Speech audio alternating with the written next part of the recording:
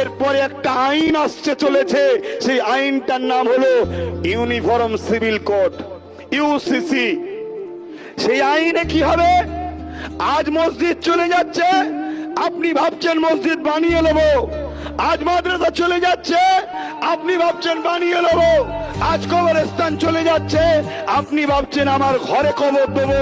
কিন্তু মনে রাখবেন, ইউনিফর্ম সিভিল কোড আসছে, যেখানে আপনার জন্য কোরআন ব্যান্ড হবে, যেখানে আপনার জন্য নামাজ ব্যান্ড হবে, যেখানে আপনার জন্য রোজা ব্যান্ড হবে, যেখানে আপনাকে ইসলাম ধর্মের কালচার করতে পারবেন না।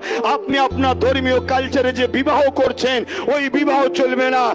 এক দেশ এক আইন। সেই আইনটা হলো কি?